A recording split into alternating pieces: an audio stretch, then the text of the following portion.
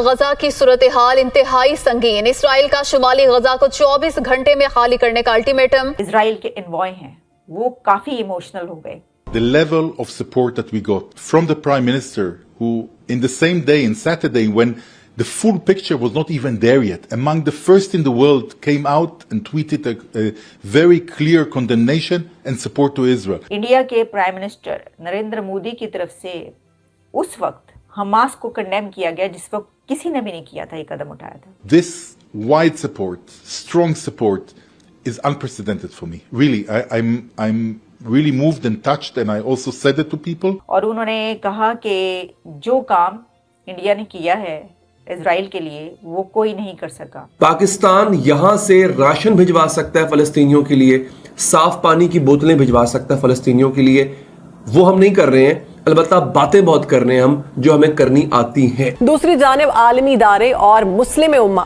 اسرائیل کے خلاف صرف بیان بازی اور مذمتوں تک ہی محدود ہیں۔ اس وقت فلسطینیوں کو مدد کی اشد ضرورت ہے اور وہ مسلم دنیا کی حمایت کے منتظر ہیں۔ آج آپ کے حالات وہی ہیں جو اس وقت غزہ کے، آپ کے بالکل وہی حالات ہیں۔ آپ کا غازہ ہی بن چکا ہے کیونکہ آپ کو 10-15 ہزار لوگوں نے یرغمال بنا رکھا ہے۔ ان کی پوری 25 کروڑ کی قوم جو ہے پاکستانیوں کی، وہ دہشت گردوں کو سپورٹ کرتی ہے یار۔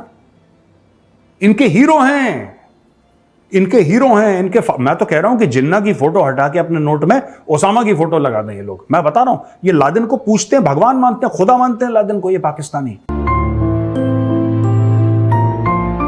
اسرائیل کی طرف سے غزہ میں 1.1 ملین پیپل کو 24 آورز کا ٹائم دے دیا گیا ہے، 24 گھنٹے کا ٹائم دیا ہے، اس میں سے کچھ گھنٹے گزر چکے ہیں۔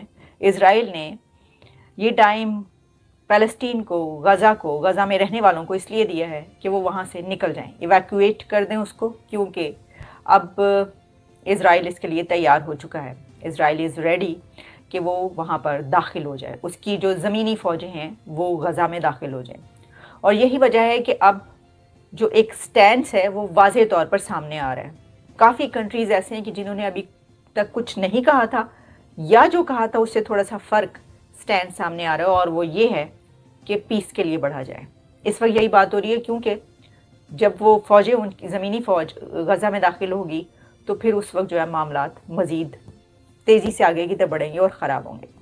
تو یہ سب سے بڑی خبر تو میں نے آپ تک پہنچا دی، لیکن اب ہم بات کرتے ہیں۔ دیکھیے اس وقت انڈیا کے حوالے سے ہمارے پاس 2 سے 3 بڑی خبریں آ رہی ہیں، اور وہ یہ ہیں کہ ایک تو انہوں نے اپنے جو سٹیزنس ہیں انڈیا نے ان کو بلانے کا انتظام کر دیا ہے، اور راتوں رات انہوں نے ایک آپریشن لانچ کیا اجے کے نام سے، جس کی فرسٹ فلائٹ جو ہے پہنچ چکی ہے دلی، اور اس میں 200 سے زیادہ اپنے انڈین سٹیزنس کو جو ہے وہ واپس لے آئے ہیں۔ ہمارے پاس ایک بڑی تعداد ایسی آ رہی ہے اس وقت سامنے پوری دنیا کے ایسے سٹیزنس کی کہ جو جن کی ہلاکتیں ہوئی ہیں وہاں پر اس میں یہ جو کچھ ہوا ہے، اور اس میں آپ کو بھی بتاتی ہوں کہ کون سے کنٹری کے کتنے لوگ مارے گئے ہیں اور کتنے لوگ وہاں بچ سکے ہیں۔ لیکن انڈیا کی اگر ہم بات کریں تو ہم نے آپ کو یہ تفصیلات ڈیٹیلز بتائی نہیں، میں نے آپ کو اپنے پچھلے پروگرام میں 8000 سے زیادہ انڈینز اور کتنی بڑی تعداد میں انڈینز جو ہیں وہ وہاں پہ ہیلتھ کیئر میں ہیں، کتنے ڈائمنڈ ٹریڈرز ہیں، کتنے ڈاکٹرز ہیں، اور کون سے وہاں پر کام کرتے ہیں۔ لیکن اس وقت جو اسرائیل کے انوائے ہیں وہ کافی ایموشنل ہو گئے، اور انہوں نے کہا کہ جو کام انڈیا نے کیا ہے اسرائیل کے لیے وہ کوئی نہیں کر سکا، اور انہوں نے کہا کہ انڈیا کے پرائم منسٹر نریندر مودی کی طرف سے اس وقت حماس کو کنڈیم کیا گیا جس وقت کسی نے بھی نہیں کیا تھا، یہ قدم اٹھایا تھا۔ انہوں نے کہا کہ مودی پہلا بندہ ہے کہ جس نے حماس کے اس دہشت گردی کو کنڈیم کیا۔ اس وقت تک دنیا میں کسی نے نہیں کیا تھا، تو انڈیا وہ پہلا فرسٹ کنٹری بن گیا ہے کہ جس نے حماس کی دہشت گردی کو کنڈیم کیا، جو اس وقت حماس نے حملہ کیا تھا اسرائیل پر۔ اور اس کے بعد پھر انہوں نے کہا کہ اس کے بعد پھر انہوں نے کال بھی کی، ٹیلی فون بھی کیا، اور اس کے اوپر انہوں نے کہا کہ جو انڈیا کا سوشل میڈیا ہے اس کی بڑی تعریف کی انہوں نے، اور انہوں نے کہا کہ انڈیا کا سوشل میڈیا اتنا امیزنگ ان کو نظر آ رہا ہے، اور جو ایمبیسی کی طرف سے بھی ٹویٹس آ رہی ہیں، تو ایسا لگتا ہے کہ وہ اگر ایک والنٹریلی جو لوگ کام کرنا چاہتے ہیں انڈیا کی طرف سے، ان کی ایک الگ ہی IDF ان کی فوج جو ہے بن سکتی ہے، وہ بنا سکتے ہیں. جنگ کافی پھیل رہی ہے. ترکی کے پریزیڈنٹ طیب اردگان نے کہا ہے کہ لوگوں کو پانی روکا گیا ہے، لوگوں کو کھانا روکا گیا ہے، لوگوں کو ہاسپٹل کی حالت خراب ہے، الیکٹریسٹی نہیں ہے. تو یہ تو وار کرائمز ہیں. ہیومن رائٹس کو کیا ہوا؟ تو طیب اردگان صاحب، ابھی 2 ہفتے پہلے آپ نے سیریا میں 100 آدمی مارے تھے ڈرون حملہ کر کے، ان کے ہیومن رائٹس نہیں تھے؟ آپ نے آرمینین کو آذربائیجان کی مدد کر کے مروایا، وہ ہیومن رائٹس نہیں ہیں؟ آپ نے اپنے ملک میں کردشوں کا حال خراب کیا ہوا ہے، پورا یورپ کردیوں سے بھرا ہوا ہے، وہ ہیومن رائٹس نہیں ہیں؟ آپ کو ابھی ہیومن رائٹس یاد آ رہے ہیں؟ جب حماس نے کیا تب آپ منہ میں کیا ڈال کے بیٹھے ہوئے تھے؟ تب آپ کو ہیومن رائٹس یاد نہیں آئے؟ اور اسرائیل کے ڈیفنس منسٹر نے کہا کہ ٹھیک ہے ہم پانی اور بجلی کھولنے کو تیار ہیں، لیکن حماس ہوسٹیجز کو چھوڑے. اور جہاں تک میں سمجھتا ہوں ہوسٹیجز کو اس وقت چھوڑیں گے جب ہوسٹیجز بچے ہوں گے. ہوسٹیجز کو تو مار دیا ہوگا انہوں نے، ان کے پاس خود پانی الیکٹریسٹی نہیں ہے.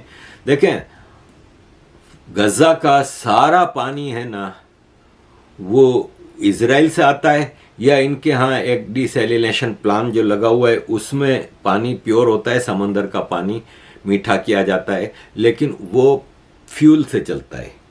تو اسرائیل نے فیول بھی روکا ہوا ہے کیونکہ فیول سارا اسرائیل سے خریدتا ہے غزہ، تو فیول بھی روکا ہوا ہے.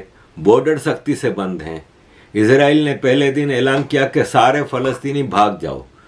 بھاگنے کا ایک ہی راستہ تھا اور کہیں راستہ نہیں، باقی تو اسرائیل سے ان کا بارڈر ملتا ہے. غزہ کے پاس الرفاح چوکی ہے ایجپٹ اور غزہ کے بیچ میں، وہ چھوٹا سا جو بارڈر ہے.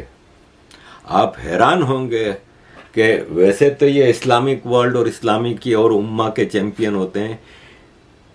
ایجپٹ نے غزہ کے ساتھ جو بارڈر ہے اس پہ کانکریٹ کی دیواروں کے ساتھ پورا بند رکھا ہوا ہے. پورے بارڈر پہ کانکریٹ کی دیوار، خاردار تار اور پورا سختی سے.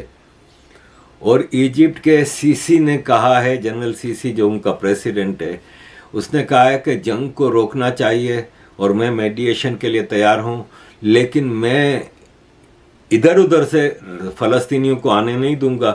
رفح بارڈر جو ہے، چوکی ہے جو رفح، وہاں سے آؤ، باقی کہیں سے آنے کی کوشش کرو گے تو ایجپٹ نے اپنے پورے بارڈر کو سختی سے روک دیا ہے، کیونکہ ان کو پتا ہے کہ جو چوکی سے گزر کے آئے گا اس کا ریکارڈ ہوگا ان کے پاس. باقی تو جو مرضی آئی گھس گیا کہیں سے بھی، تو وہ پھر ایجپٹ کے لیے بھی خطرہ ہے. فلسطینیوں پہ کوئی بھروسہ نہیں کرتا.